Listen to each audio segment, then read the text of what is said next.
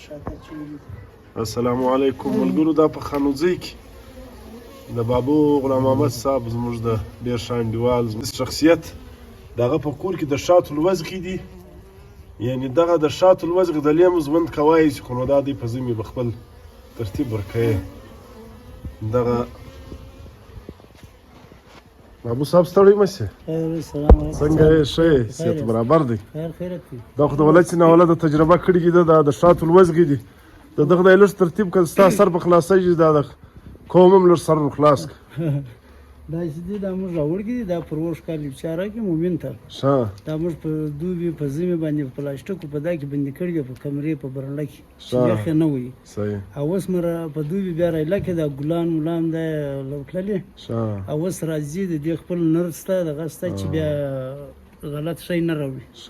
د دې شات دلته پراته دي، دا کاټن پروډکټ دی. صحیح دی. دا اوس شات کړي دي، دا بیا یو میاشت څو ورځې بعد موږ ځین کاږو، لږ ور پرېږدو. هغه د ژمي د خوراک دپاره، د دوی د خوراک دپاره. مطلب ته تر اوسه د دا لوزغو څو عمر کږي دا د شاتو؟ یاره دغه اوس شپږ اووه میاشتې اته میاشتې راسره کږي. شپږ اووه اته میاشتې تر اوسه شات نه دي ځینې اخیستي؟ یا موږ نه دي ځینې اخیستي. دوی خپل خوراک دا ټیم اوس ګل نشته، شش کال موسم سره خوش کړو، ګلان نشته، او شش کال بارانونه نه دي سوي. دوی د فریج کې چې دوی خپل خوراک ځین پرې کړي.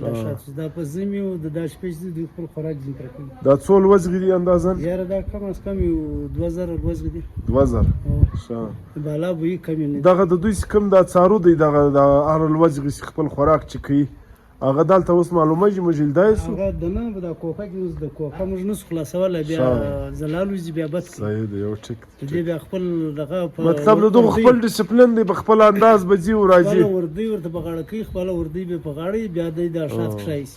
اوس دا تر چې خالي لاس ورسي بیا د خوري بد کوي. صحیح ټیک. د دوی سره په دغه که دی لږ له نږدې ځم دی لږ دغه وکړي.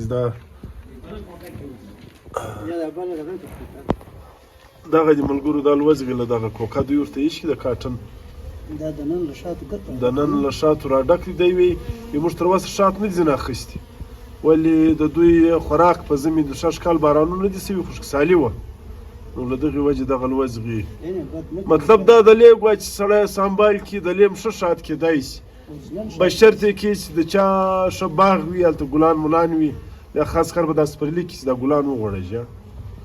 صحیح دی. ټیک. کور د ودان بابو صاحب.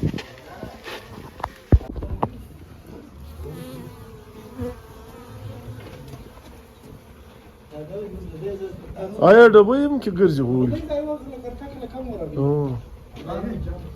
هغه جنګ وي. دا څه دغه شروع کړی دي، موږ نه هیله کوي په خپله لاس دا مې مخه شات کړي. دغه